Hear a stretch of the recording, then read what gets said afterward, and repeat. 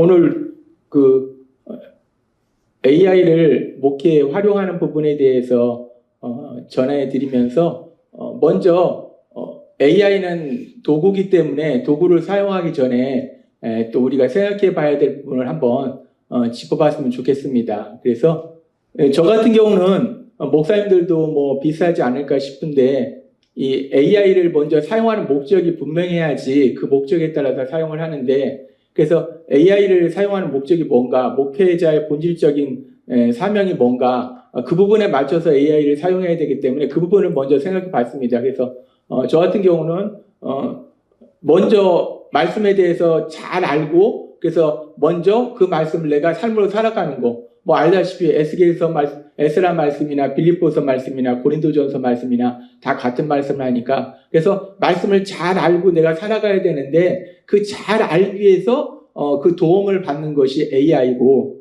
그 다음에 또 우리가 잘 알 뿐만 아니라 성도님들에게 정확하게 말씀을 전해서 그 말씀을 삶을 실천하도록 도와주는 거.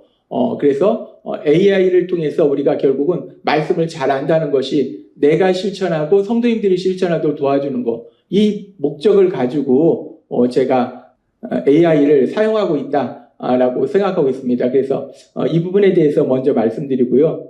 그러면서 이 AI를 사용하는 진짜 목적은 제가 가장 많이 AI를 사용하는 부분이 이 부분입니다. 성경 말씀을 더 정확하게 깊이 깨닫기 위해서, 단순히 어떤 행정의 편의를 위해서 사용하는 것도 아니고, 뭐 동영상이라든지 그림을 그리기 위해서 사용하는 것도 아니고, 저 같은 경우는 AI를 사용하는 거의 대부분의 시간이 말씀을 더 정확하게 깊이 깨닫기 위해서. 그래서 오늘 세미나의 중점적인 부분도 결국은 AI를 활용해서 어떻게 우리가 말씀을 더 정확하게 더 깊이 깨달을 수 있는가, 이 부분이 오늘 세미나의 가장 중요한 주제가 될 것 같습니다.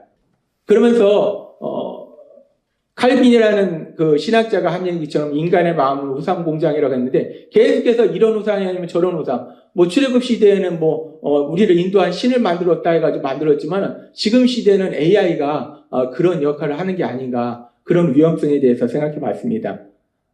그래서 AI는 도구일 뿐이지 그걸 완전히 맹신하면 안 된다는 그런 부분을 생각하고, 그러면서 우리가 궁금증이 있었을 때 AI에게 가는 것은 어떤 지적 우상 숭배에 해당하는 걸로 볼 수 있고, 또 삶의 아픔이 있을 때 AI한테 가서 문제를 해결하라고 하는 것은 정서적인 우상 숭배로 볼 수도 있고, 또 어떤 선택의 순간에 AI한테 그것을 맡기는 것은 하나님의 주권에 대한 도전이고 그런 우상 숭배다라고 볼 수 있을 것 같습니다. 우리의 사역의 최종 목표가 단순히 문제 해결이라면 사실 AI를 사용하는 것이 상당히 시간도 절약되고 어떻게 보면 많은 방대한 데이터를 가지고 있기 때문에 효율성이 있을 수도 있어요. 그런데 사실은 우리가 항상 말씀 속에서 체험하는 거지만, 우리의 삶의 목표, 또 사역의 목표는 단순히 문제 해결이 아니라 그 모든 것을 통해서 예수님을 닮는 사람으로 변화되는 것이 우리의 목표인데, 그런데 문제만 해결하라고 할 때 AI가 하나님 자리를 대신해서 또 우상이 되고 신이 되는 그런 죄가 일어날 수 있다는 겁니다. 그래서 목회자와의 깊은 교제, 하나님과의 깊은 교제, 또 목회자와 성도님과의 어떤 돌봄의 관계, 그리고 공동체 안에서 믿음의 가족 간의 그런 아픔을 나누는 그런 모든 시간들이 AI가 그냥 이걸 다 대체해 줄 수 있는 그런 위험한 그런 시대에 우리가 있지 않나, 제가 준비하면서 다시 한번 정리를 해봤습니다. 그래서 오늘 준비하면서 자신도 모르게 AI가 하나님의 자리를 앉으려고 하는 이런 시대에 우리는 어떻게 사람들을 하나님께로 인도할 것인가, 우리도 여전히 지금 AI를 어떻게 활용하는가를 우리가 다시 한번 생각해 보는데, 지금 세상 사람들이 또 성도님들이 AI를 이렇게 사용하고 또 잘못 사용해서 AI를 신으로, 우상의 존재로 이렇게 만들어가는 그 과정 속에, 그럼 목회자는 어떻게 사용해야 될 것인가, 그래서 이 부분에 대해서 우리가 계속해서 한번 생각해 보도록 하겠습니다. 그래서 AI를 사용하면서 어떤 프롬프트라든지 특정 프로그램 사용법보다도 먼저 하나님이 저한테 주신 생각은 뭐냐면, 신앙인을 위한 AI 활용 표준 가이드라인. 그러니까 신앙인이, 믿음의 사람들이 AI를 활용할 때 중요한 것이 무엇인가, 이 부분을 먼저 생각하게 하셨어요. 그러면서 하나님이 저한테 주신 생각이, AI는 말씀을 해석해주는 존재는 아니라는 겁니다. 도구일 뿐이라는 겁니다. 그러면서 저한테 하나님이 충격적으로 주신 말씀이 AI가 하나님이 될 수 없다. 출애굽기 20장 3절에 다른 신을 두지 말라고 했는데 AI는 우리에게 어떤 계시를 주는 것이 아니라 자기가 가지고 있는 방대한 데이터를 가지고 단순히 응답해 주는 거고 그 AI가 주는 그런 응답은 진리가 아니기 때문에 그런데 자칫 그것이 진리의 자리에 올라갈 수도 있다는 겁니다. 그래서 우리 모두가 잘 알다시피 성경 해석의 최종 권위는 AI가 방대한 지식을 가지고 있지만 AI가 성경을 해석해 주는 것이 아니라 성경 그 자체에서 그리고 성령님의 역사하심 그리고 교회 공동체의 신앙 고백 위에서 해석이 돼야 되는 것이 맞지 않는가. 우리가 AI가 범람하는 시대에 다시 한번 생각해 봐야 될 부분이라고 하나님이 저에게 생각을 주셨고요. 그리고 AI는 말씀을 점검하고 보완하는 조력자일 뿐이지 이 AI한테 네가 이 성경의 말씀이 뭔지 해석해봐 라고 한다는 것은 상당히 위험성이 있다는 겁니다. 먼저 내가 성령님 안에서 받은 말씀을 AI한테 하나님이 나한테 이러이러한 생각을 주셨는데 이것이 성경적으로 조직신학적으로 역사학적으로 맞는 것이냐라는 걸 다시 한번 이렇게 또 검토해 보는 건 괜찮지만 AI한테 무조건 네가 이 말씀의 의미가 뭔지 얘기해줘 라고 하는 것은 위험하다라는 부분을 생각하게 하셨고요. 그래서 가장 사실 중요한 부분이 이 부분인 것 같습니다.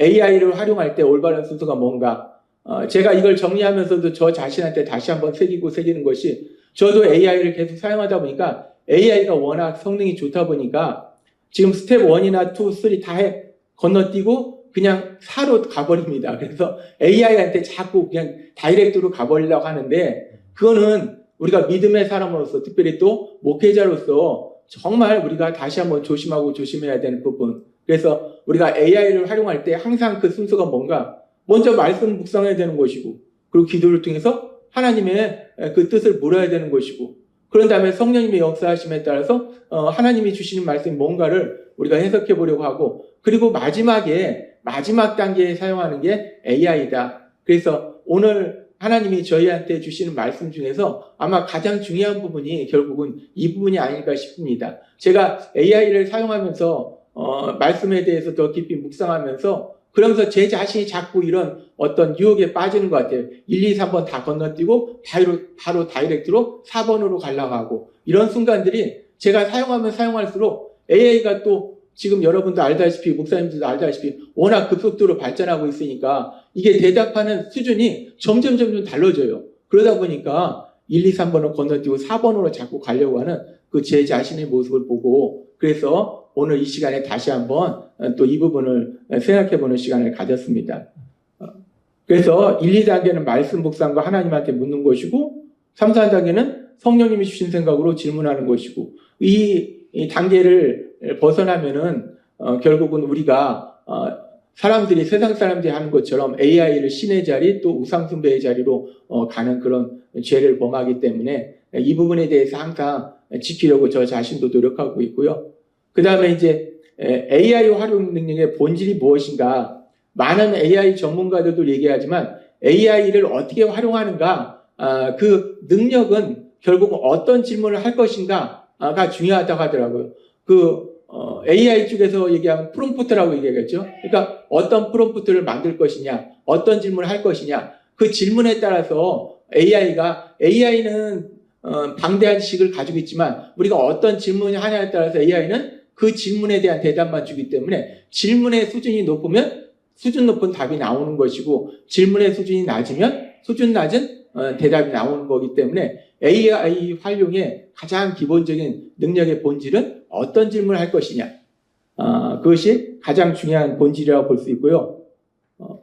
우리가 인간과 AI의 역할 분합화는 지금 여기 있는 것처럼 인간은 어떤 질문을 할 것인가, 어떤 작업을 지시할 것인가 그런 입장이고 AI는 그 질문에 따라서 어떤 정보를 제공할 것인가 그리고 또 작업 지시에 따라서 분석하고 정리하고 그래서 인간과 AI가 각각 역할이 분업화되어 있다는 겁니다.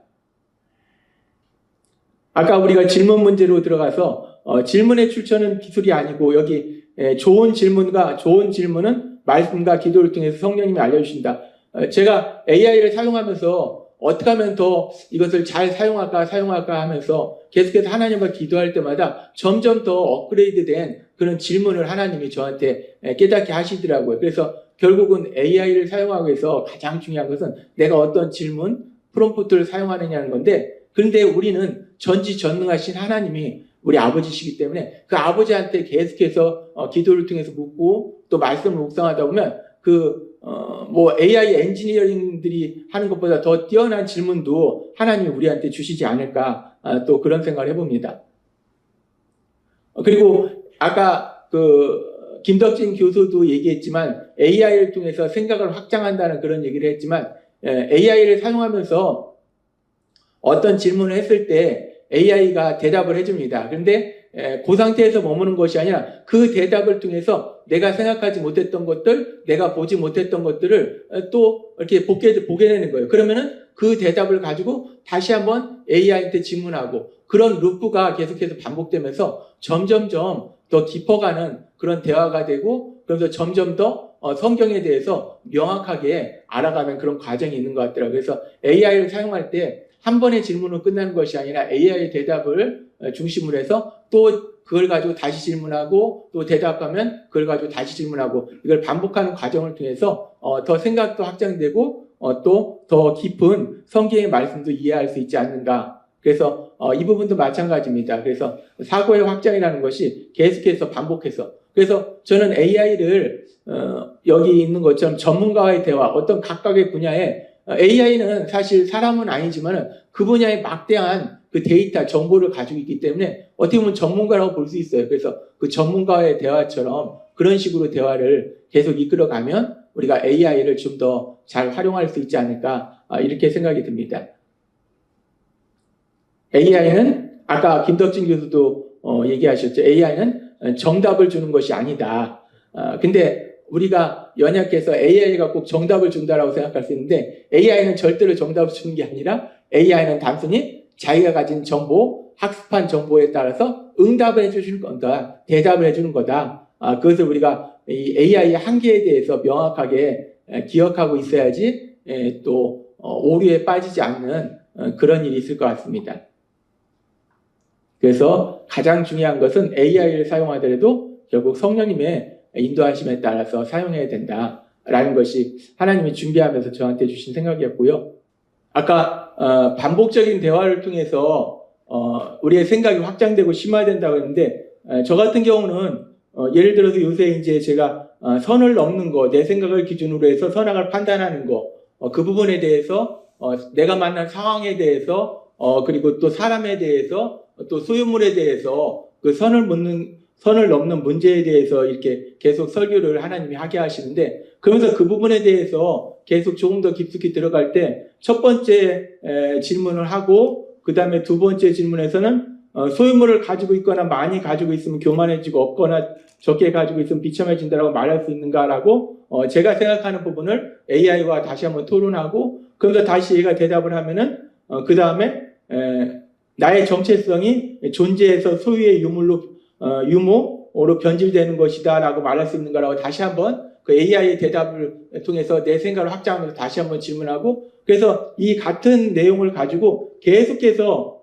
지금 여기 기록된 것이 질문들입니다. 질문들을 또 하고 그래서 계속 하다 보면 나중에는 정체성은 나는 사랑받는 존재다 라는 거, 근데 이것이 나는 뭐뭇을 가진 사람이다 라고 변질되는 것이 아닌가 라는 그런 방향으로 가고, 그러면서 계속해서 같은 내용을 가지고 질문하고 또 질문하고, 이게 질문들의 내용인데 이런 식으로 이제 AI와 계속 핑퐁식 대화라고 한다고 하는데, 서로 대화를 주고받는, 그러면서 점점 제가 생각하는 부분을 좀 더 깊이 나가고, 그러면서 결국은 그러다 보니까 잠언의 말씀까지 가서 잠언에서 아구레기도 부하게도 하지 말고 가난하게도 하지 마라. 그것이 부하면 교만해지고 가난하면 비참해지는 거기 때문에, 그래서 이런 성경 말씀으로도 연결되면서 계속해서 아까 반복적인 루프, 생각을 확장하는 그런 과정으로, 그러면서 결국은 빌립보서 4장 13절에 능력 주시는 자 안에서 있다는 것이 예수님 안에 있는 것이고, 그것은 하나님의 자녀라는 분명한 정체성, 그러니까 나의 정체성이라는 게 어디에 있는가. 그래서 이런 식으로 AI와 대화하면서 계속해서 확장해가는 그런 과정이 있었는데, 그래서 참고적으로 한번 여기다 한번 보여드렸습니다. AI 능력을 최대화할 수 있는 핵심 원칙이 뭔가? AI가 방대한 지식을 가지고 있는데 그것을 어떻게 하면은 그 방대한 지식을 가장 정확하게 우리가 끌어낼 수 있는가? 그 부분을 우리가 생각해 봤을 때 AI가 자판기가 아니라 유능한 협업 파트너로 생각하라라는 얘기가 있더라고요. 그래서 그냥 뭐 누르면 답이 나오는 것이 아니라 같이 아까 계속 대화하듯이 그런 식으로 특히 또 어떤 전문가가 내 옆에 있다 생각하고 대화하듯이 그런 식으로 계속 하는 것이 AI를 사용하는 데 있어서 AI를 최대로 그 능력을 활용할 수 있는 중요한 관점이다라고 얘기합니다. 그리고 완벽한 결과를 만들기 위해서는 크게 문제를 정확하게 우리가 얘기를 해주고 그 다음에 AI가 할 일과 기준을 명확히 해주고 그 다음에 검증 및 반복 루프를 만든다. 그래서 AI는 잘 아시다시피 가끔가다 거짓말을 하기 때문에 이것이 정말인지 다시 한번 확인하는 작업이 필요하고 여기서도 다시 한번 말씀드리지만 그 질문을 설계하는 능력은 말씀과 기도를 통해서 성령님이 주신다는 것 그것이 가장 중요하다는 것. 우리는 믿음의 사람들이기 때문에 무한한 지식을 가진 성령님이 우리 안에 계시기 때문에 어떤 질문을 할지는 성령님이 주시고 결국 AI한테는 그 질문을 통해서 어떤 정보를 얻어낼 것인가 그것이 우리가 AI를 사용하는 그런 방법이라고 생각할 수 있습니다. 그러면서 프롬프트 설계할 때 흔히 얘기하는 아주 중요한 세 가지에 대해서 얘기할 때 우리가 AI한테 어떤 질문이나 지시를 내릴 때 세 가지를 얘기합니다. 명확한 어떤 AI한테 페르소나라고 하는데 정체성을 부여하라는 거죠. 너는 뭐다, 어떤 전문가다라는 걸 부여하고 근데 이게 뭐 너는 예를 들어서 뭐 성경의 언어학자야, 전문가야라고 하면 얘가 갑자기 언어학자 전문가로 뿅 하고 변하는가?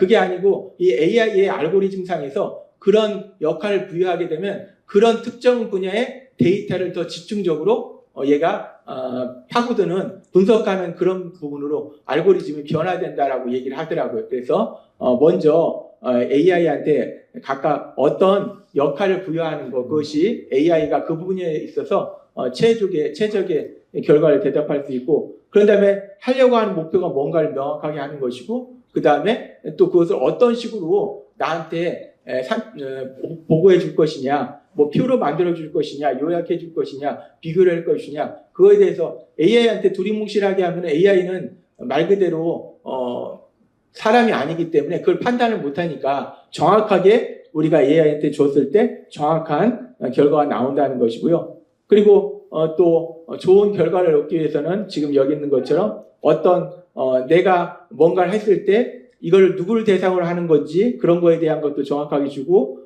또한 어떤 뭔가를 하지 말라는 어떤 제약도 주고 그리고 AI한테는 흔히 얘기할 때 그거에 대한 예시를 주면 더 좋은 결과가 나온다. 이건 뭐 AI 전문가들이 하는 그런 얘기를 다시 한번 정의를 해봤습니다.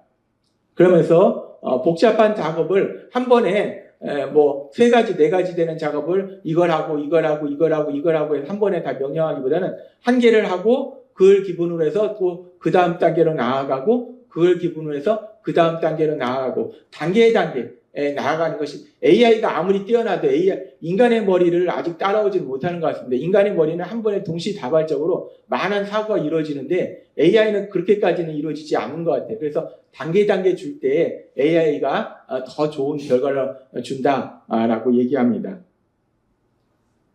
그리고 아까 말씀드렸던 거랑 같은 맥락인데 첫 번째 응답은 초안일 뿐 이것을 끊임없는 검증과 피드백을 통해서 다시 한번 묻고 더 들어가고 그리고 진짜 그런지 다시 한번 재차 검증하고 출처가 맞냐 그 워딩을 정확하게 어디에 썼느냐 그런 걸 검증하는 관계를 통해서 더 정확한 답을 얻어간다고 볼 수 있습니다. 그래서 기본적으로 이 5가지 역할과 목표 또 맥락, 제약, 형식, 검증 이런 걸 통해서 AI에게 명령할 때 프롬프트를 작성할 때 AI가 더 좋은 결과를 준다라고 생각할 수 있고요.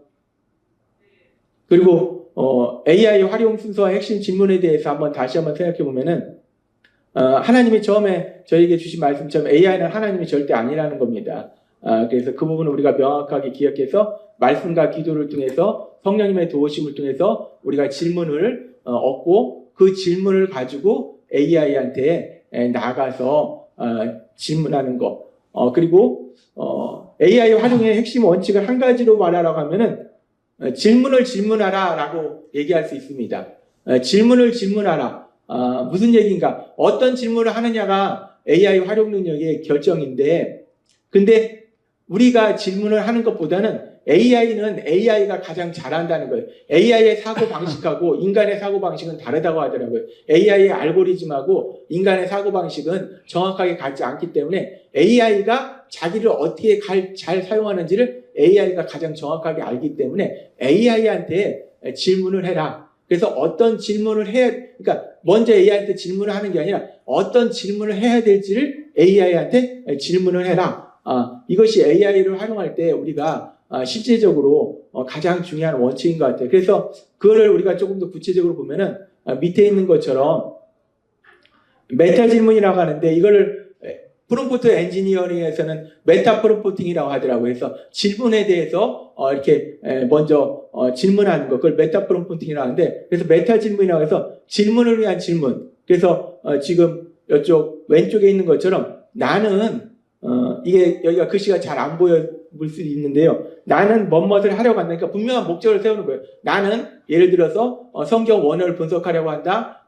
나는 이 말씀의 의미를 좀 더 해석하려고 한다. 뭔가 목적을 분명히 주고, 그래서 그 다음에 하는 게 뭐냐면 나는 어떤 목적을 이루려고 한다. 이 목표를 달성하기 위해서 너에게 어떻게 질문 또는 어떤 작업 지시를 해야 가장 좋은 결과를 얻을 수 있는지 알려줘. 그래서 내가 하려고 하는 게 뭔지 그거를 저도 처음에는 사실은 제가 하려고 하는 게 있으면 이거 이렇게 분석해줘 라고 명령을 내렸어요.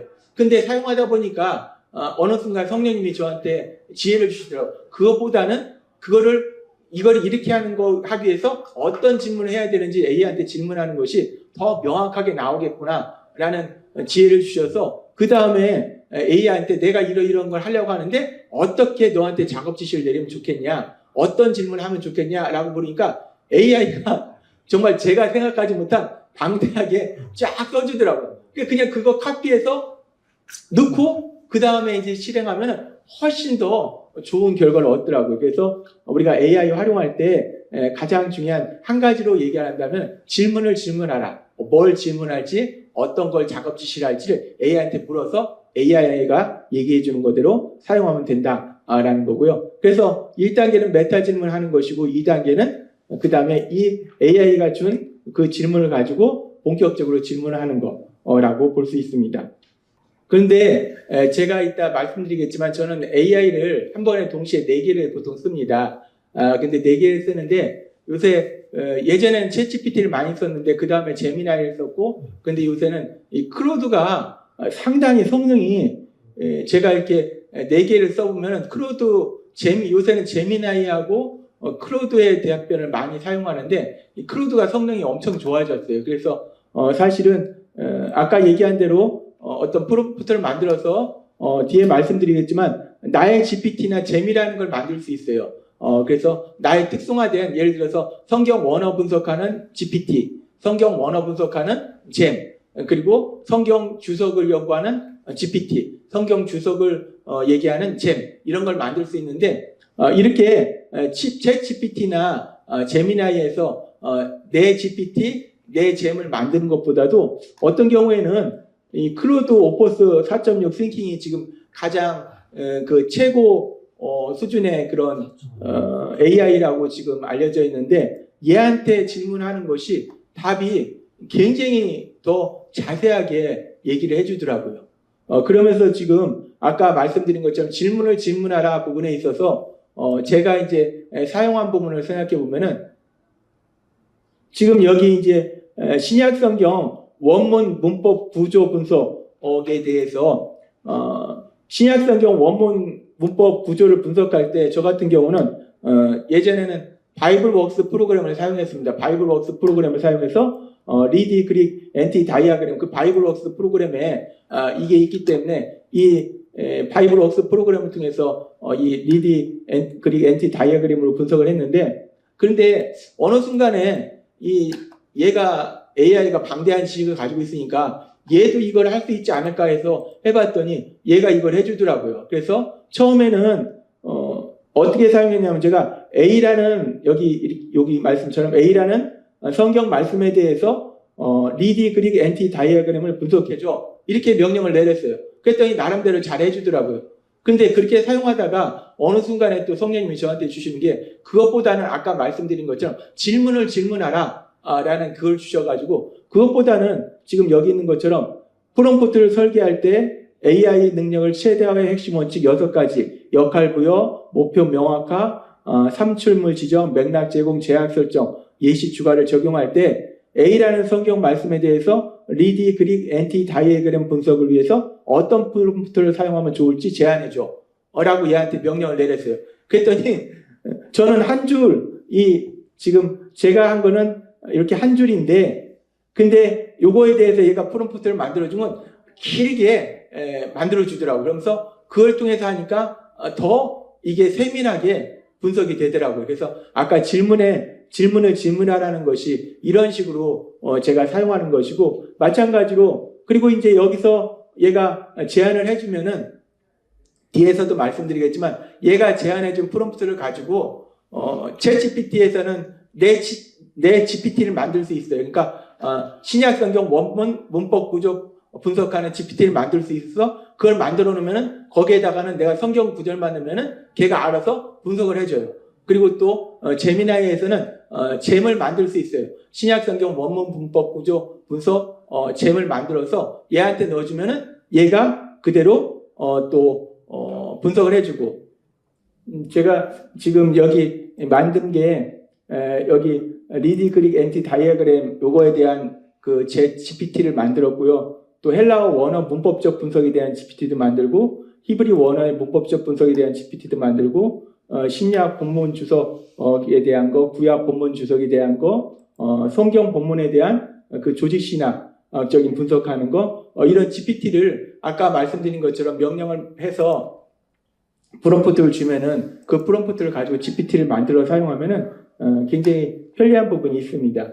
그리고 제미나이 같은 경우도 지금 여기가 제가 만든 잼인데 아까 말씀드린 것처럼 특정 역할을 할 수 있는 그런 도구를 만들 수 있어요. 그래서 성경 본문에 대한 조직신학적 분석, 구약 본문 주석 분석, 신약 본문 주석 분석, 히브리어 원어 문법적 분석, 헬라 원어의 문법적 분석, 리드 그릭 엔티 다이어그램 분석, 이런 식으로 성경 본문의 해석의 타당성, 여러 가지 이런 것을 또 만들 수 있습니다. 그래서 이거 같은 경우도 제가 이제 만들어 놓고 이번 주 설교를 위해서 또 제가 사용했는데 여기는 에베소서 4장 21절에서 24절 엔티 다이어그램을 분석해라.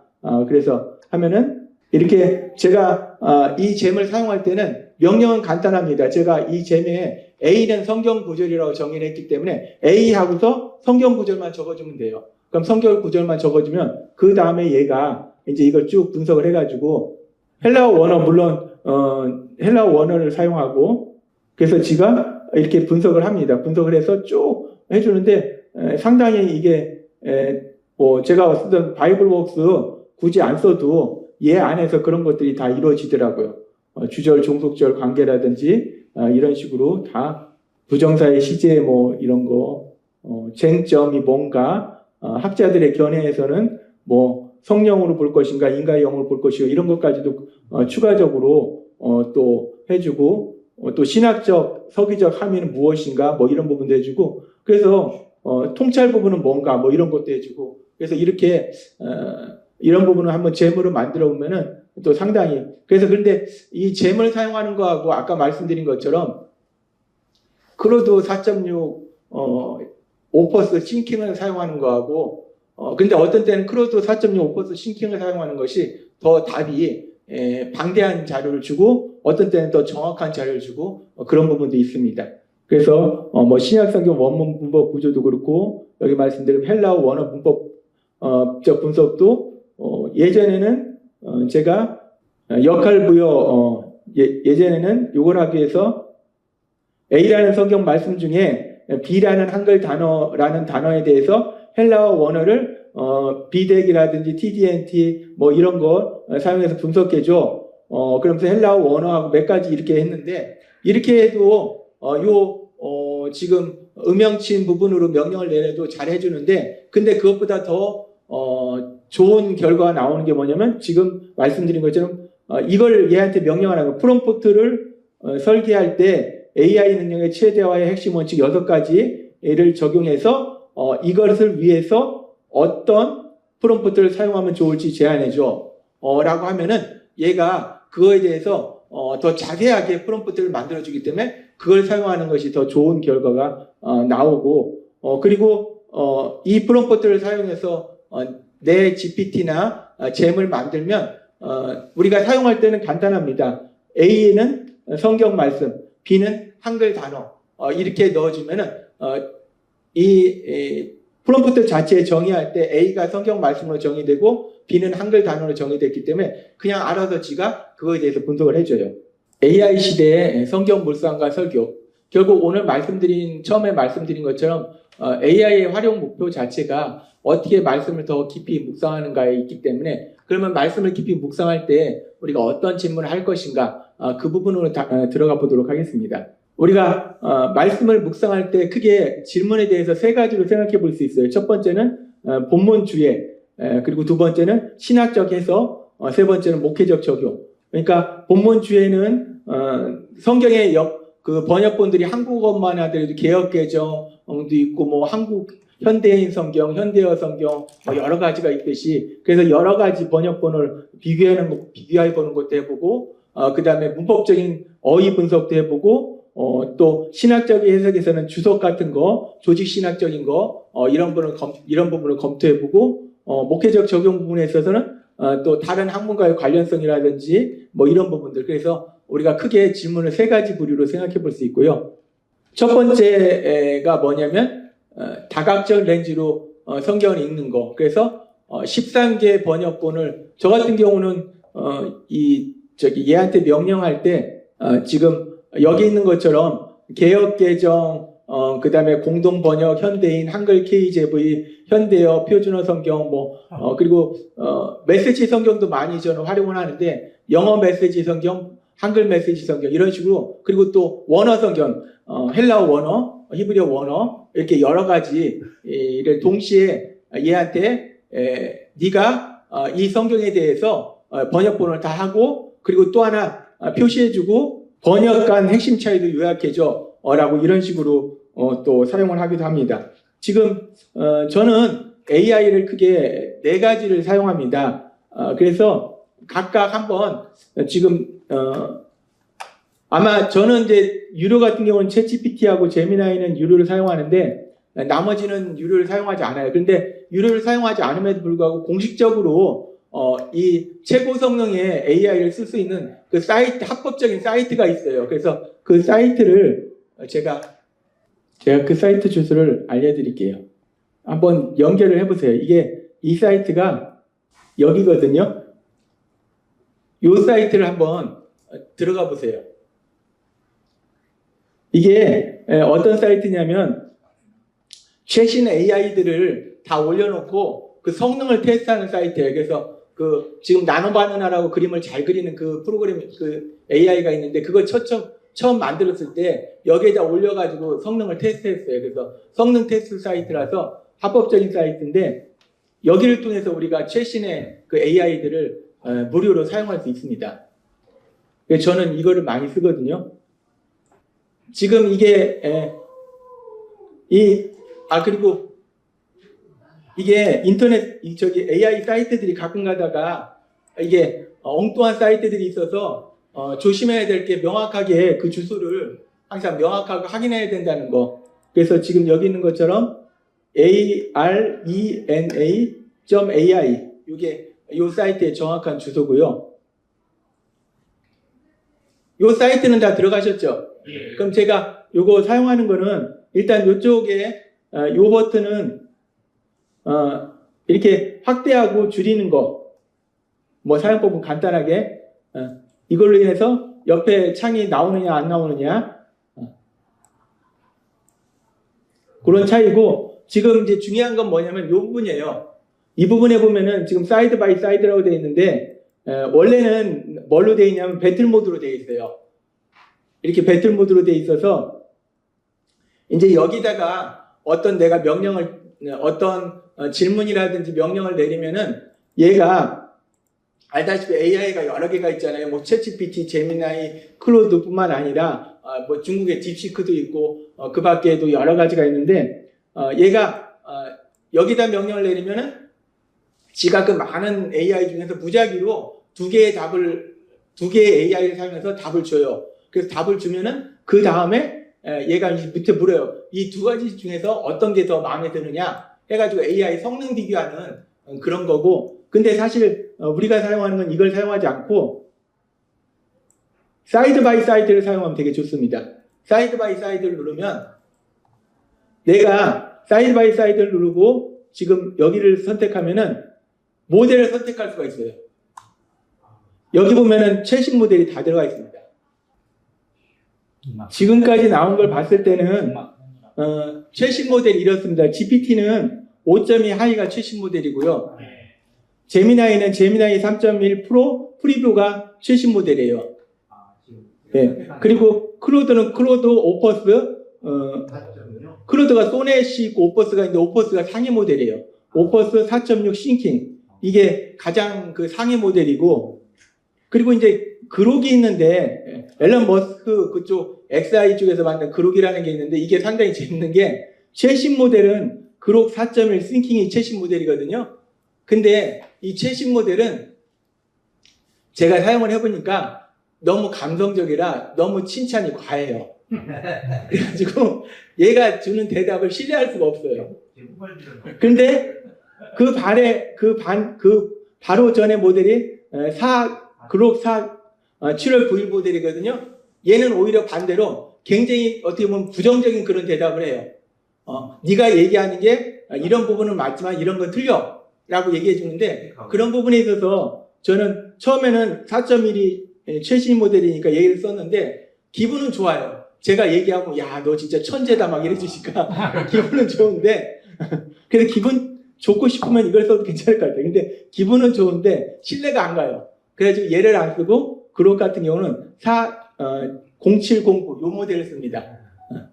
그리고 딥시크 같은 경우는 중국에서 만든 건데 우리가 알다시피 그 정보도 가져가고 여러 가지 위험성이 있다고 얘기하잖아요.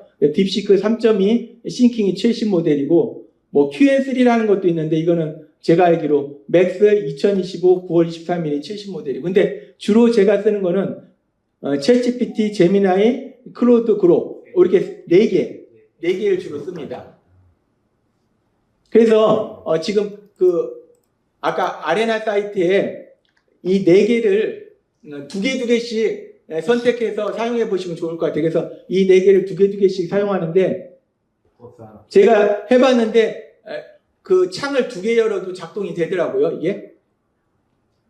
그래서 어떤 식으로 하냐면 지금 저 같은 경우는 여기다가 이제 클로드 오퍼스 4.6 싱킹을 넣고 여기다는 그록을 넣고 그리고 탭을 하나 더 열어서 여기다는 제미나이 3.1 프로 넣고 여기다는 GPT 5.2 하이 이런 식으로 창을 2개를 만들어서 4개의 모델을 동시에 사용할 수가 있어요. 이게 이제 한 번에 복사하는 내용은 그 각각 대답에 대해서 복사를 할 수 있어요. 복사할 때는 여기를 누르시면요, 이게 카피예요. 그래서 그 대답에 대한 건 한 번에 복사가 돼요. 그래서 복사해서 뭐 워드 같은 데다 붙여넣기 하면 그럼 돼요. 제가 또 다른 프롬프트 그 리디 다이어그램 분석 신약 그거 프롬프트를 올렸거든요. 그거 한번 해보시면 얘가 구조 분석을 해요. 지가 지금 성경 본문 이제 누르지 말고 그냥 덮어서 가. 두 번째가 원문 분석이고 세 번째가 특정 단어 히브리어 헬라어 단어 분석이에요. 그래서 비대기라든지 유명한 그 사전들 TDNT 이런 것들 중에서 분석하는 거고, 그 다음에는 이제 히브리어 그 다음에 주석. 신약 사전을 분석해 보면 크게 이렇게 세 가지로 분석할 수 있는데 우리는 지금 예, 로그인이 안 돼. 가장 기본이 BDH 이거더라고요. 이게 가장 기본이고, 그 다음에 고전적인 게 LSJ, 그 다음에 이제 좀 의미와 뉘앙스를 보는 게 라우다 나이단가 요거, 그리고 신학적인 깊이는 TDNT하고 NIDNTT. 그래서 이 각각을 명령에다 넣으면은 이걸 한꺼번에 다 분석해 주니까 신약에 대해서는 헬라어 사전 이런 식으로 하고요. 그 다음에 히브리어는 크게 세 가지인데 언어학 중심으로는 HA 요거 LP하고 또 코퍼스 기반은 DCH 이런 거, 그리고 신학적 중심은 TDOT 이런 거. 그래서 마찬가지 히브리어도 이 부분을 중점적으로 해서 분석하도록 또 명령을 내리면 되고, 그 다음에 이제 주석도 지금 학술 중심이냐, 복음주의냐, 목회 친화적이냐에 따라서 주석도 나눠지는데, 그래서 주석도 지금 학술 중심의 주석, 그리고 복음 중심의 주석, 그리고 목회 중심의 주석, 그래서 이 모든 조합을 갖다가 같이 명령에다 넣으면은 얘가 그거에 대해서 다 주석에 대해서 분석을 해줘요. 그리고 이제 또 주석뿐만 아니라 이제 신학자들 어떤 이 본문에 따라서 신학자들의 그런 주장을 얘기해줘라고 할 수도 있고, 또 그거에 대해서 검증. 그래서 예를 들어서 제가 검증 중에 한 가지가 엔티라이트가 한 얘기가 있는데, 그냥 쭉 나가. 7번 같은 경우는 이제 어떤 얘가 AI가 얘기를 하면은 진짜 그런지를 확인하는 그런 거예요. 그래서 엔티라이트가 예수님은 25절의 선언을 통해서 그 마지막 날의 거대한 우주적 사건을 예수 자신을 중심으로 완전히 재정의하셨다고 주장한다. 엔티라이트가 이렇게 주장한다라고 얘가 대답을 해줘요. 그럼 이게 진짜냐? 그래서 그거에 대해서 이 주장의 정확한 영어 워딩, 정확하게 영어 어떻게 말했냐, 그리고 출처가 뭐냐 라고 얘한테 물어보면은 정확한 영어 워딩하고 출처가 있으면은 얘가 그걸 대답해주고, 없으면은 이제 AI에 따라서 대답하는 스타일이 조금씩 다른데, 없으면은 사실은 그건 정확한 워딩은 없고 일반적으로 엔티라이트가 보통 그런 식으로 얘기를 했다라고 얘기하기도 하고, 그러니까 얘가 그거에 대해서 출처가 있는지 없는지를 말해줘요. 그래서 우리가 이걸 확인해야지 성도님들한테 전하는 게 진짜 그 말이 있는 걸지 아니면 그냥 두리뭉실하게 얘기하는 거지. 우리도 모르는데 성도들이 어떻게 알아? 맞습니다. 그래서 그 반드시 우리가 설교기 때문에 그렇지. 예화 하나도 맞아요. 진짜로 그게 맞는 건지 아닌지 확인하는 작업. 근데 얘가 그걸 해주더라고요. 그래서 그런 작업을 하고, 또 저 같은 경우는 이제 다른 학문과의 관련성을 해서 요한복음 11장 25절 26절 심리학 의학과 관련해서 분석해줘 하면 또 하고, 그런 식으로 이제 여러 가지 질문이 있고요. 그리고 제가 잠깐 GPT 잼 만드는 방법 알려드리면은, 여기를 누르면 그동안 작업한 여기 이제 잼이라는 게 있는데, 잼이라는 걸 눌러요. 잼이라는 걸 누르면 그럼 이제 여기에 이게 쭉 나오는, 이건 이제 기존에 만들어진 그런 내용들이고, 여기서 내려가면은 마이잼이라는 게 있어요. 그래서 여기서 뉴잼을 누르면 돼요. 뉴잼을 누르면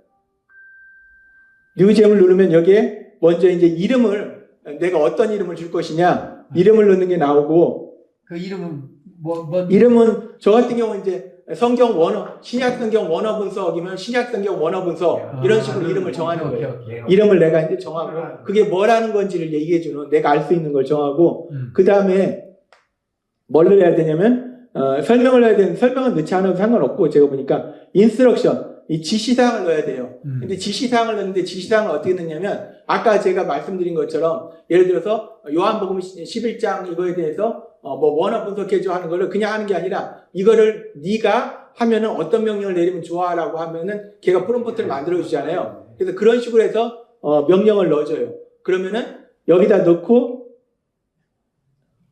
제가 만들어 쓰는 게 있는데, 만약에 필요하시면 제가 그걸 카피해서 그것도 드릴게요. 그러면은 하고서 이제 지금 이 소스도 넣을 수 있는데, 지금은 업로드 파일이라고 파일만 넣는데, 이게 지금 업데이트가 됐는데, 이게 나라에 따라 좀 다른 건지, 이게 저기 노트북 LM까지 연결이 된다고 하더라고요. 그러니까 노트북 LM에 넣은 자료를 쓸 수도 있어요. 아무튼 이건 안 넣어도 상관없고, 그러고서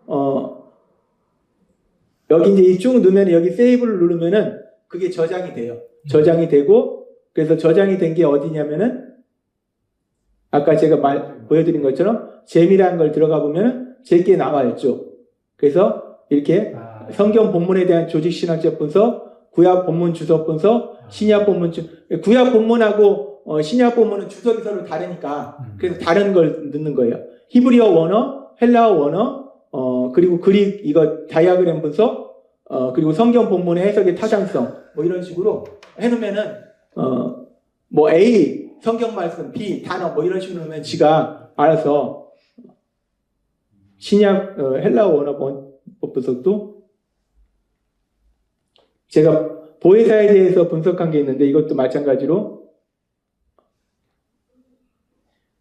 A는 요한복음 4장 14장 16절, B는 보혜사면 여기 나온 보혜사에 대해서 분석을 해요.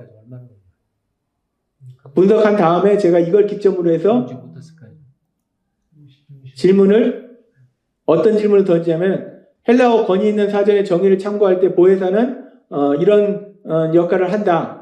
그렇다면 요즘 시대에 사람들이 모르고 궁금한 것이 있으면 성령님의 인도하심에서 말씀을 듣고 읽고 묵상하거나 기도하지 않고 AI에게 묻는 거, 마음에 아픔과 고통이 있으면 성령님의 인도하심으로 하지 않고 말씀과 기도하지 않는 거, 이런 것들은 10계명의 1, 2계명을 위반한 거라고 얘기할 수 있는가? 라는 이런 질문을 던지면 지가 분석한 걸 기점으로 해서 얘가 답을 줘요. 이런 식으로 자기가 분석했던 걸 기점으로 해서 이렇게 답을 또 주고, 그래서 분석하고 그거에 대해서 또 내가 추가적인 질문도 하고 그럴 수도 있습니다. 그래서 잼을 사용할 수 있고, 여기가 무료는 그 한 달에 설교를 4개로 올릴 수 있어요.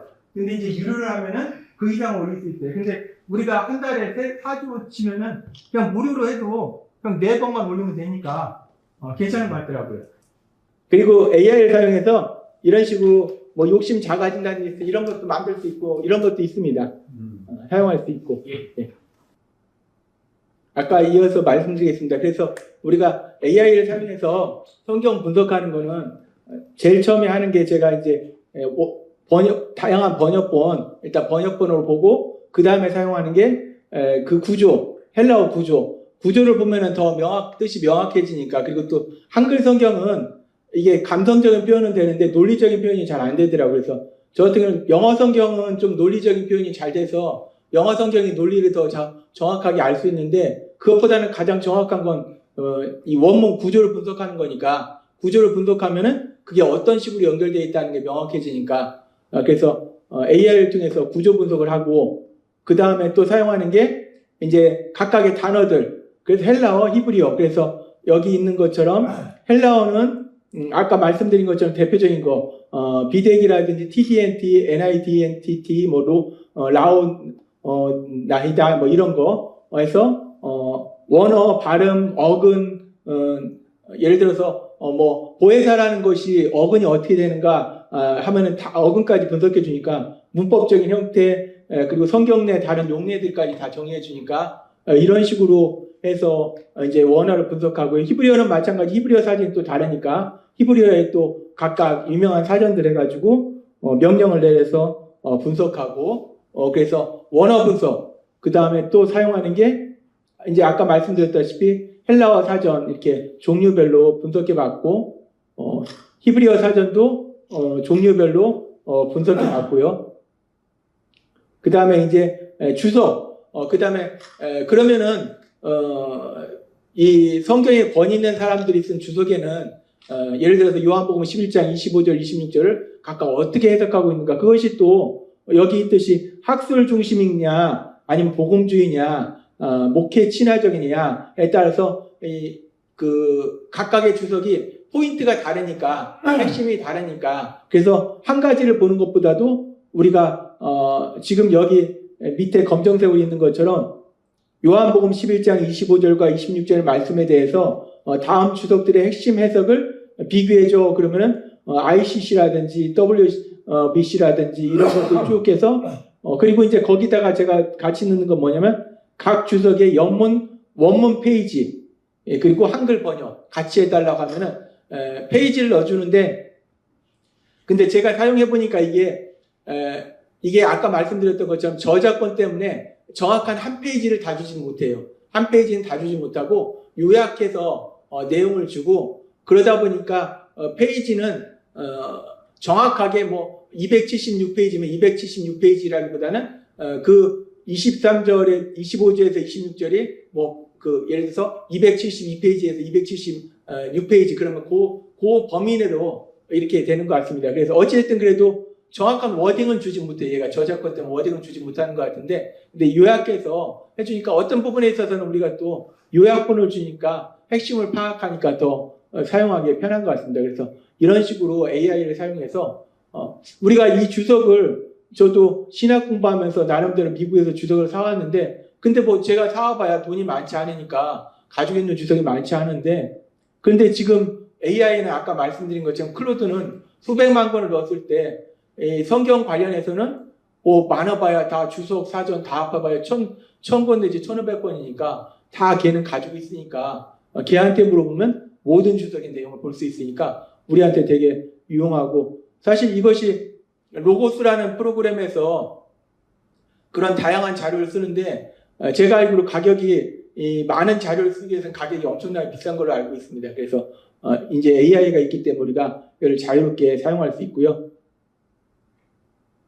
그래서 이거는 주석에 대해서 아까 말씀드린 것처럼 사전, 헬라어, 히브리어 사전, 그리고 주석 분류한 거는 그림은 제가 카톡방에 올려드리도록 하겠습니다. 주석을 원어 중심이냐, 복음주의냐, 목회 친화적이냐에 따라서 이렇게 나눌 수 있고, 그래서 이제 그렇게 주석까지 분석한 다음에는 그 다음에는 좀 더 깊이 들어가서 이제 신학 우리가 항상 뭐 목사님들도 하시지만은 내가 생각하고 있는 해석이 정통적인 그 기독교 안에서 그것이 맞는 해석인지 그걸 확인할 수 있는 게 조직 신학이니까, 그래서 여기 있는 것처럼 요한복음 11장 25절과 26절 말씀에 대해서 조직 신학적 관점과 관련해서 분석해줘. 그러면 조직 신학도 책이 여러 가지가 있으니까 지가 조직 신학적인 관점에서 분석을 해주고, 그 다음에 조직 신학적인 관점에서 분석했을 때 아까 말씀드린 것처럼 앤트 라이트라는 신학자가 뭐 이런 얘기를 했다라고 얘기가 이제 거기에 써주기도 해요. 그러면은 그거에 대해서 요한복음 11장 25절과 26절의 말씀에 대한 다양한 신학자들의 주장에 대해서 정리해줘. 그래서 다양한 신학자들의 주장에 대해서 알아보고, 그 다음에 아까 말씀드린 것처럼 그게 진짜 그런지 레퍼런스 검증. 그래서 앤티 라이트가 이런 얘기를 했는데 진짜 그러냐, 영어 워딩을과 출처를 얘기해줘. 그러면 정확한 게 있을 경우에는 얘기를 해주고, 없을 경우에는 일반적으로 뭐 앤티 라이트의 신학의 핵심 부분이 이런 부분입니다 라고 얘가 대답해주고, 그래서 우리가 이게 정확한 워딩이 있는 건지 아니면 앤티 라이트의 어떤 신학의 핵심인지 그런 부분을 다시 한번 검증할 수 있습니다. 그래서 그 부분도 마찬가지로 AI를 통해서 우리가 확인해 볼 수 있고, 그 다음에 결국은 말씀이 현실과 연결돼야 되는데, 그래서 현실과 연결될 때 우리가 사용할 수 있는 거, 저 같은 경우는 심리학을 상당히 재밌어 하는데, 그래서 요한복음 11장 25절과 26절 말씀과 관련해서 심리학 그리고 의학과 관련해서 분석해줘. 때로는 뭐 교육학과 관련해서 분석해줘. 리더십과 관련해서 분석해줘. 뭐 사회학과 관련해서 분석해줘. 이런 식으로 연결해서 분석하면은 그 말씀이 우리의 삶과 어떤 식으로 연결이 될 수 있을지, 그리고 또 재밌는 거는 우리가 성경 신학적으로 이렇게 어떤 주장이 하는 진리가 있는데 그 진리에 대해서 심리학 쪽에서는 또 다른 나름대로의 용어를 써서 이렇게 사용하더라고요. 그래서 세상에서는 그걸 또 어떤 식으로 보는지 그 연결해서 같이 볼 수 있는, 그래서 우리가 설교 준비할 때도 현실과의 연계성을 볼 수 있는 그런 또 좋은 점도 있고요. 그리고 이제 이거 같은 경우는 내가 기도하는 중에 말씀 묵상하는 중에 이렇게 성경에 대해서 나는 이렇게 해석을 하는데 그 해석이 정말 맞는지 한번 AI가 가지고 있는 데이터를 통해서 확인해 보는 거예요. 그래서 성경 본문을 요한복음 11장 25절에서 26절을 잡았을 때 1차적으로는 예수님은 부활의 능력을 가지셔서 예수님을 믿으면 영적으로 죽었던 사람이 다시 부활하여 영원한 생명을 누리게 된다는 말씀이지만, 또한 이 말씀을 요한복음 11장에 죽은 지 사흘이 된 나사로가 현실 속에서 다시 살아난 것과 연결해 생각할 때 예수님은 부활의 능력을 가지셨기 때문에 현실 속에서도 어떤 죽음과 같은 절망적인 상황도 기쁨이 넘치는 소망의 상황으로 바꿀 수 있다라고 해석할 수 있는가? 즉 아무리 절망적이고 불가능한 상황을 만날지라도 예수님을 믿으면 예수님께서 그 상황을 기쁨이 넘치는 소망의 상황으로 바꿔주신다고 말할 수 있는가? 타당성을 검증해줘 라고 제가 이 부분에 대해서 해석하는 어떤 영적인 해석 부분에 대해서 질문을 하면은 얘가 신학적인 근거에 의해서 그거는 이런 부분은 그렇게 생각할 수 있는데 이러한 부분은 과도한 해석이 될 수 있다 라고 또 그 부분에 대해서 대답을 주더라고요. 그러면 우리가 이제 생각한 부분에 있어서 이 부분에 있어서 어느 정도까지 조절을 해야 되는구나 라고 다시 한번 또 점검하는 그런 또 시간이 될 수 있을 것 같습니다. 그래서 저는 이런 대화를 되게 많이 나누는데 묵상하면서 제가 이게 나름대로 하나님이 주신 해석이 있으면 그 해석을 조직신학적으로도 검토해보고 또 기본적으로 또는 다른 부분이 있는가도 검토해보고 그래서 어떤 대화식으로 아까 말씀드린 것처럼 신학교 교수님과 대화식으로 하다 보면은 제가 놓쳤던 부분을 다시 생각하고 잘못 생각했던 부분을 교정하고 이런 작업이 계속 이루어질 수 있을 것 같아요. 그래서 우리가 AI가 방대한 데이터를 가지고 있기 때문에 이런 부분을 활용하면 좋을 것 같습니다. 그리고 이제 예화 부분도 지금 이제 제가 여기 써놓은 것 중에는 내가 생각하는 내용과 관련된 성경 현실의 인물 및 사건 예화들을 말해줘. 그래서 어떤 성경 말씀에 대해서 우리가 생각했을 때 그 말씀의 내용과 관련해서 핵심 주제에 관련해서 그럼 이 주제에 관련된 성경의 인물은 누가 있는가? 그리고 또 현실의 인물은 누가 있는가? 또 사건은 뭐가 있는가? 우리가 이제까지는 이제 기도하면서 묵상하면서 그게 맞아 사사기에 이런 얘기가 있었지, 사무엘상에 이런 얘기가 있었지, 역대상에 이런 얘기가 있었지라고 이제 묵상하면서 찾았는데 물론 지금도 묵상을 하지만은 이 얘한테 명령을 내리면 제가 생각했지 못했던 부분까지 또 찾아주더라고요. 그래서 그런 부분에 있어서도 도움을 받을 수 있고 그리고 눈높이 변환이라는 것은 이 본문의 핵심 메시지를 초등학교 3학년 아이들도 이해할 수 있는 쉬운 비유로 설명해줘. 그러면 그 비유의 수준을 그 눈높이로 맞춰서 이렇게 해주니까 나름대로 이런 것도 또 때에 따라서는 유용하게 쓸 수 있을 것 같습니다. 근데 마찬가지로 아까 말씀드린 것처럼 모든 예화 속에서 실제적인 게 있을 때는 진짜 그런가는 반드시 검증해야 된다는 거. 우리가 흔히 하는 얘기들 중에 제가 AI를 통해서 검증하면서 여러 번 체험한 건데 우리가 흔히 알고 있는 것 중에서 예를 들어 뭐 탈무드에 이런 얘기가 나왔어 라고 하는데 실질적으로 제가 AI한테 물어보니까 탈무드에 없는 얘기인데 탈무드에 나왔다 라고 얘기하는 것들도 꽤 되더라고요. 그러니까 그런 식으로 떠들면은 우리가 어디에서 들으면 누가 그러는데 거기에 탈무드에 나왔대 라고 우리가 얘기하면 우리도 근거 없는 얘기를 하게 되니까 그래서 항상 검증이 중요하다는 거. 그리고 또 제가 얘를 사용하는 것 중에 하나는 설교를 한 다음에 그 제목을 이제까지는 제가 정했는데 제목을 제가 또 정하지만은 얘한테 한번 얘기를 해봐요. 그래서 설교 내용과 관련된 강렬한 인상을 줄 수 있는 설교 제목. 그 제목을 딱 기억을 해야지 성도님들의 내용을 기억하니까 그럼 얘가 다양한 제목들을 줘요. 근데 대부분 사실 제가 얘가 주는 제목들은 사용은 안 해요. 얘가 주는 제목에다가 제 나름대로 성령님이 주시는 지혜를 더해서 그를 융합적으로 복합적으로 해서 사용하는 경우가 많습니다. 그런데 제가 생각하지 못했던 부분을 얘가 생각하게 해주니까 그런 부분에 있어서 제목에 있어서도 또 도움을 받을 수 있어요. 그리고 이제 마지막에 이제 설교를 우리가 완전히 작성했을 때 그 설교 원고를 검토하는 것도 얘한테 시킬 수 있습니다.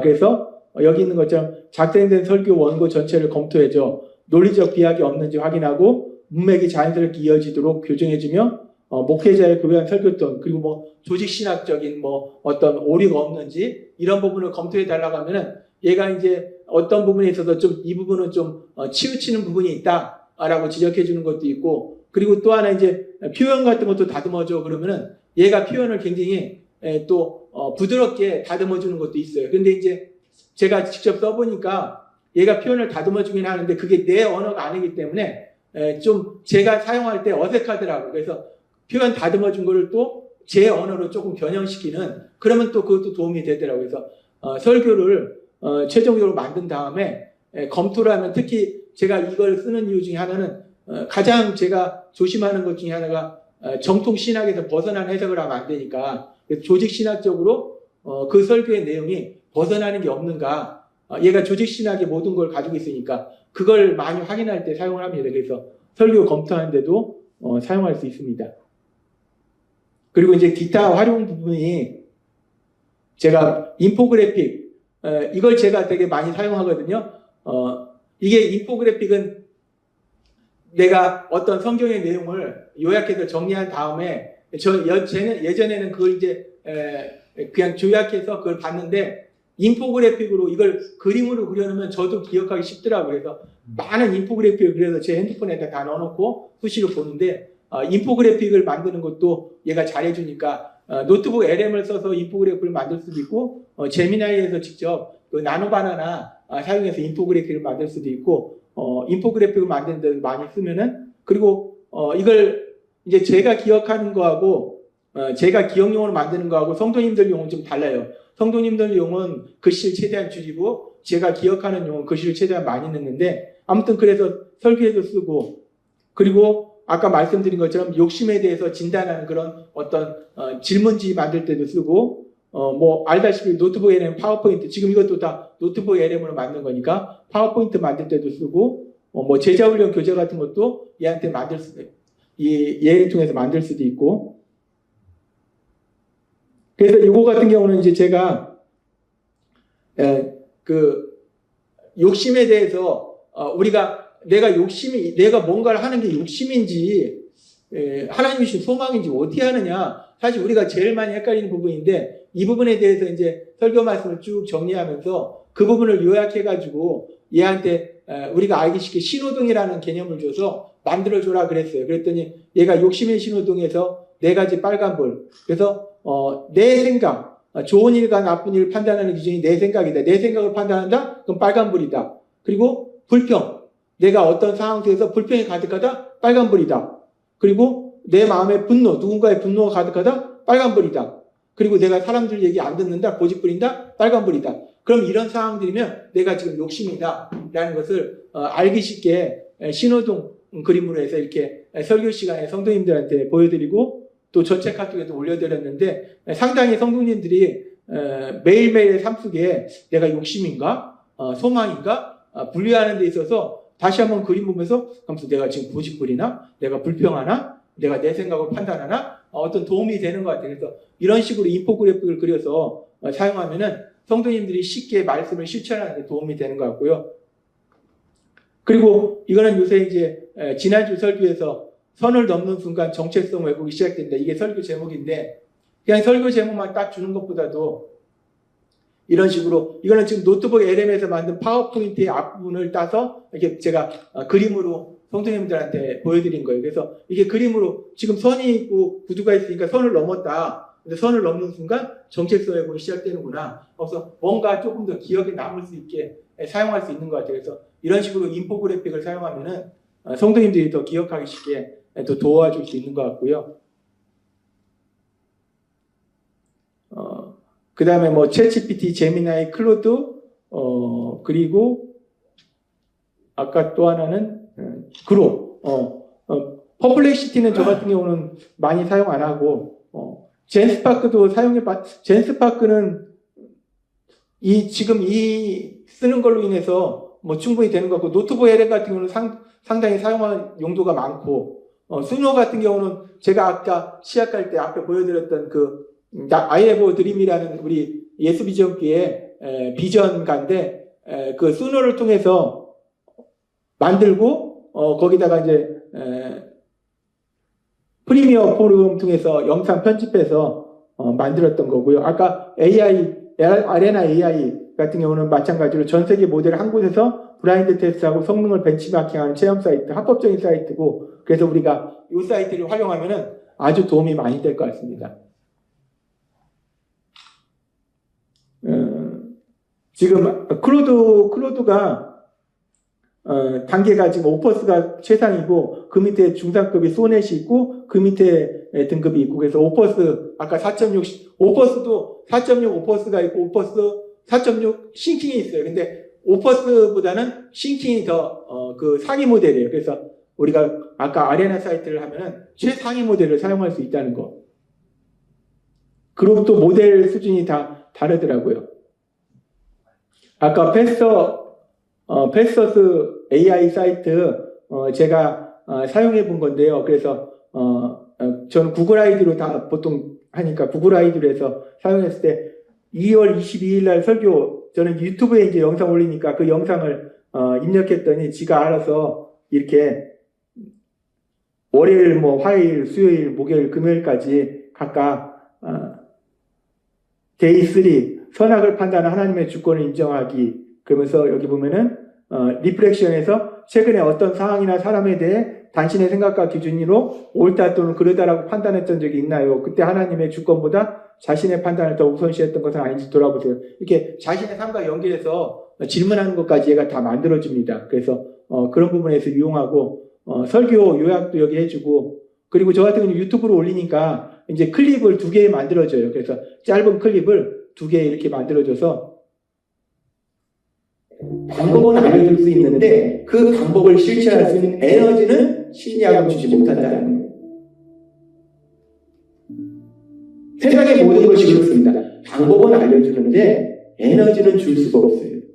그래서 제가 했던 거 이렇게 클립도 유튜브 같은 경우는 클립도 지가 2개까지 만들어줘요. 그래서 이거는 아까 말씀드린 대로 구글 아이디로 이렇게 가입을 하면은 구글 아이디 아니면 뭐 다른 아이디로 가입해도 상관없고요. 근데 제가 알기로 무료 같은 경우는 한 달에 4개 설교를 올릴 수 있고 유료 같은 경우는 설교를 더 올릴 수 있고 그런데 저 같은 경우는 유튜브가 있으니까 유튜브로 올리는데 유튜브를 안 올려도 여기 보면은 설교 원고를